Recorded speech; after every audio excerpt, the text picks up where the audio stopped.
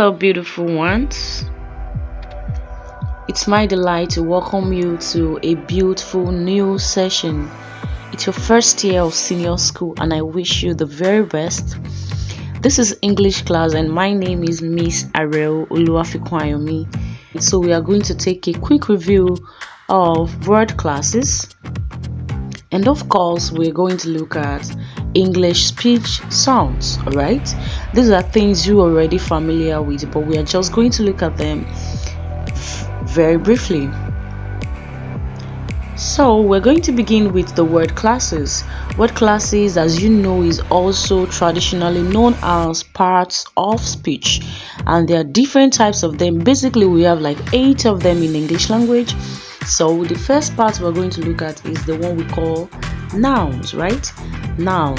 You know what a noun is. A noun is simply the name of anything, the name of any person, or the name of any place, right? Also, we can otherwise say that a noun is a naming word.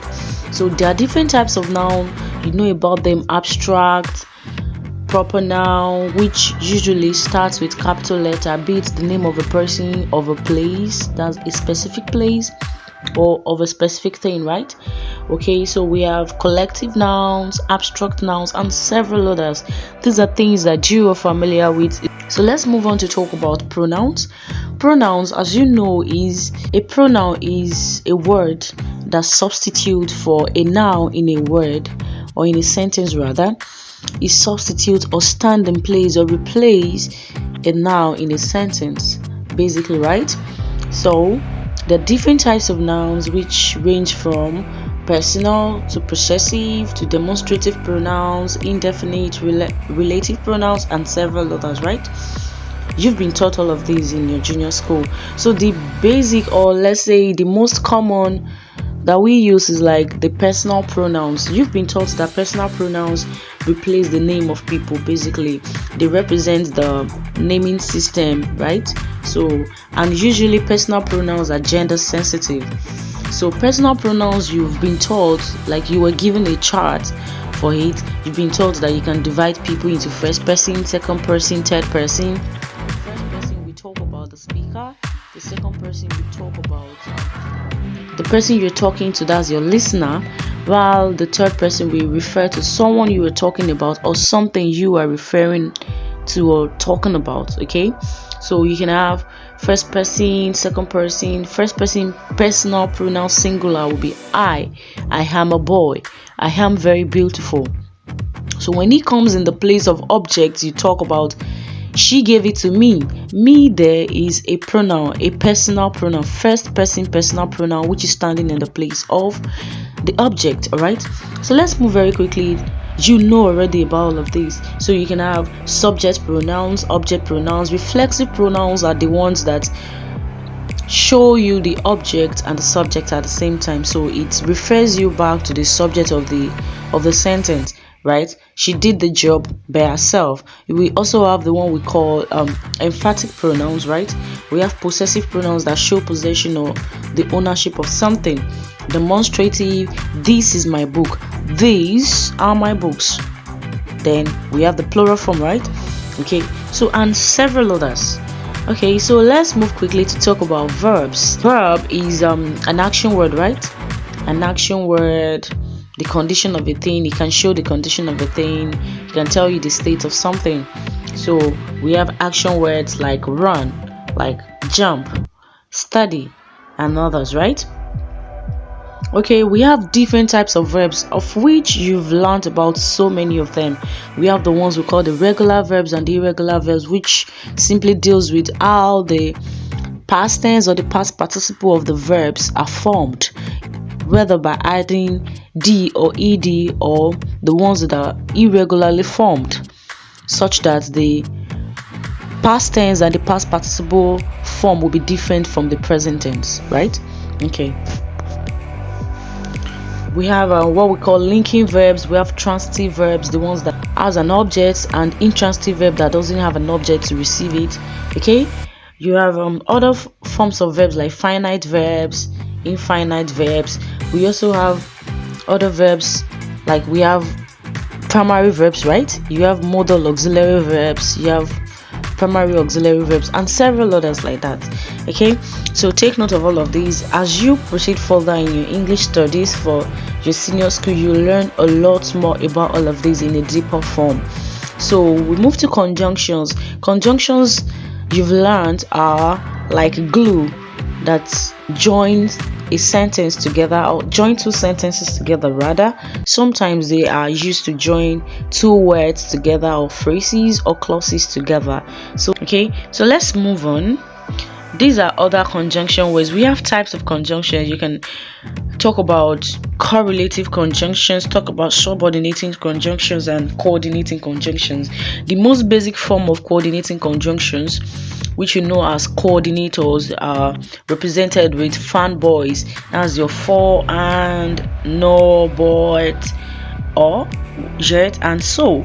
Correlative conjunction is used in this example.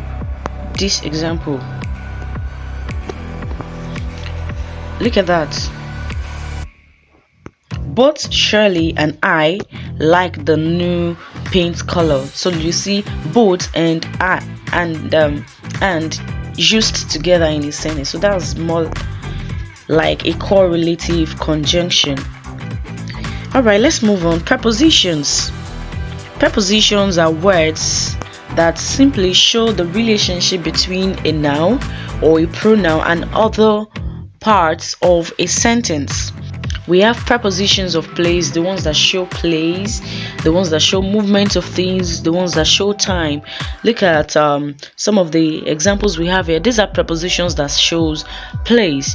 The ball is on the box, right? It's showing the place. The ball is under the box, as you can see, in front of the box, behind the box. So it's showing the relationship. We can have other forms like a preposition of time, the ones that show time. Look at that. I will be there on Monday. So that on is a preposition that is referring to time. All right. You can have something like I will see you at noon. Okay, and several others, a whole lot of other ones like that. We have adverbs. Adverbs is another part of speech in English language, right? Then adverbs are simply words that are used to modify, to describe a verb or an adjective. Sometimes adverbs also describe other adverbs in a sentence. Alright, what adverbs does is to give us more information about how an action is performed, right? It tells us about how something is done. For instance, Tony complained bitterly. So that will refer to an adverb of manner, right? You can tell you when, that's adverb of time, when something actually happened or took place. You can have an adverb of place, of reason, of degree, okay, of degree, of frequency, which tells you about how well or how often something happens. So you see that examples of adverbs, the ones that show how much, that's degree, right? That's degree. He was deeply troubled, that's degree. Adverb showing degree, right? You can have it usually comes here, so that's showing frequency, and many other. Let's talk about adjectives.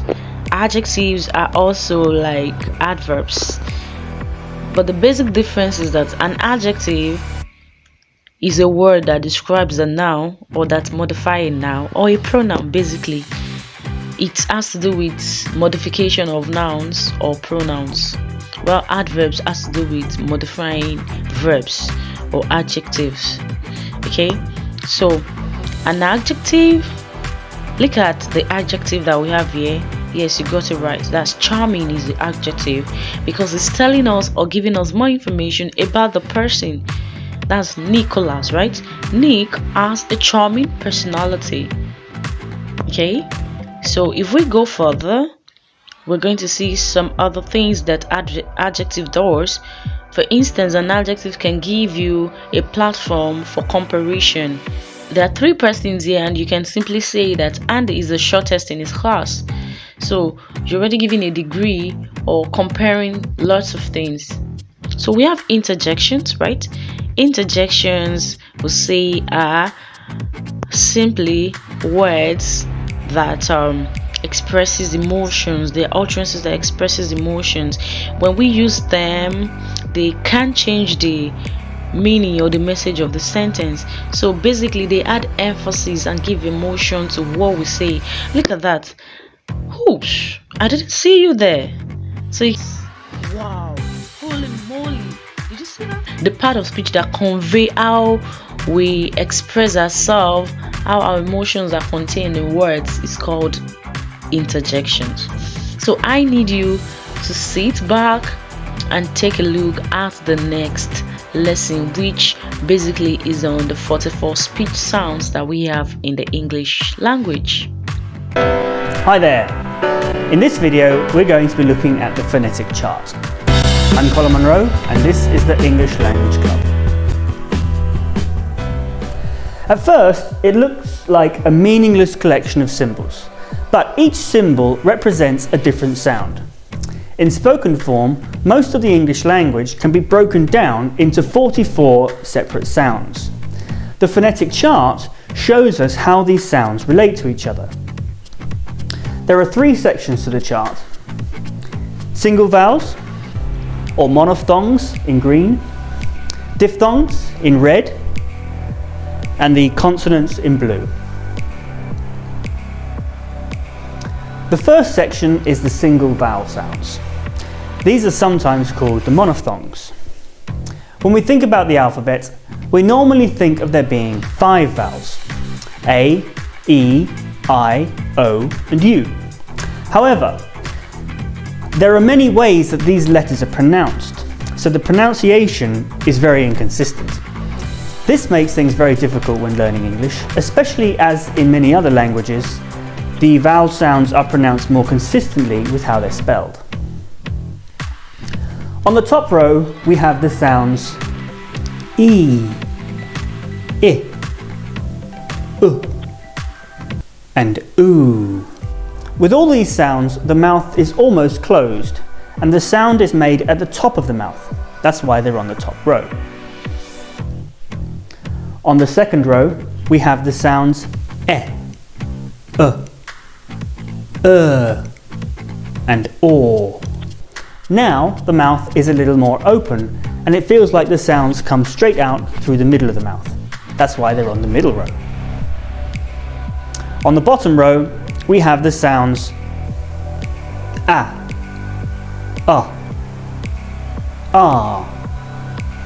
and O. To make these sounds, our mouth should be almost wide open, and it feels like the sound is coming from the bottom of the mouth, and that's why they're on the bottom row. The columns are also important because they give us an idea of the position of our tongue.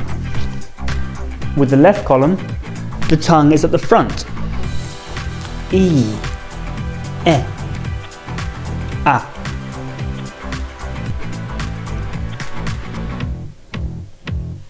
Moving back a little, I,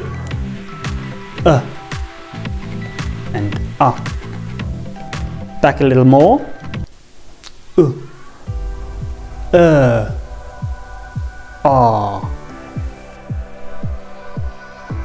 And now finally at the back, OO, O.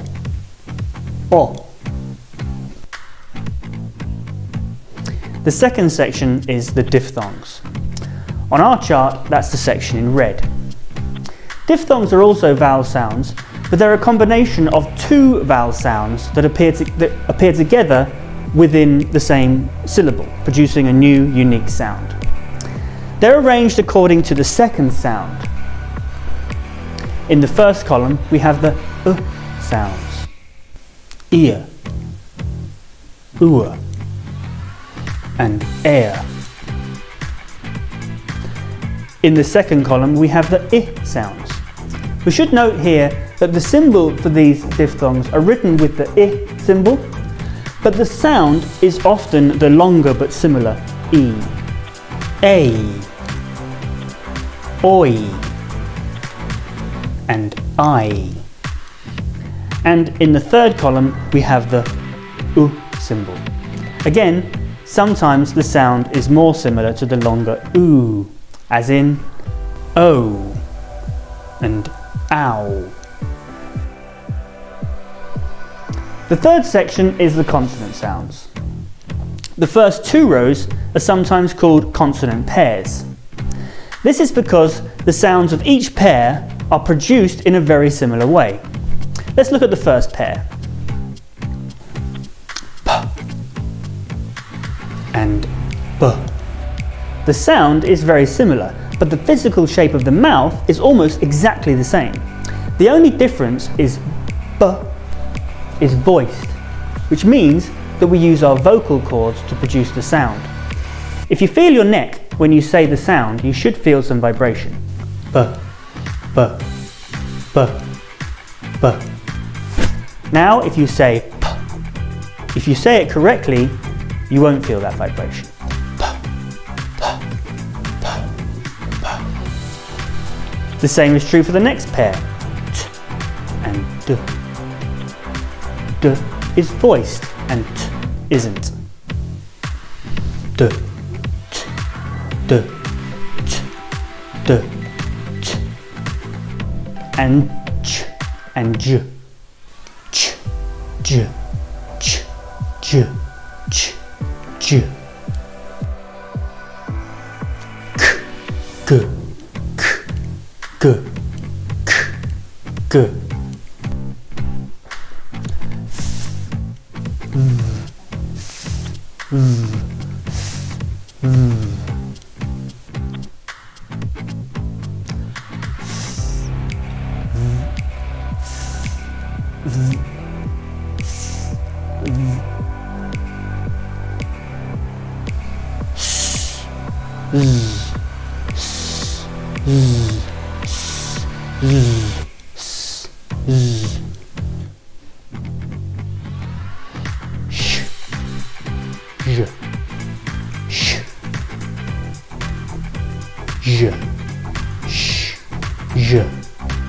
Finally, on the bottom row, we have the single consonants.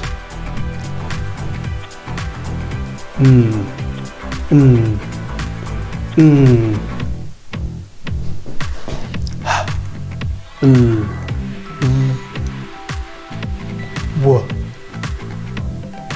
and Y. Hello lovely ones, I hope you really had a great time in class today. You are a champion.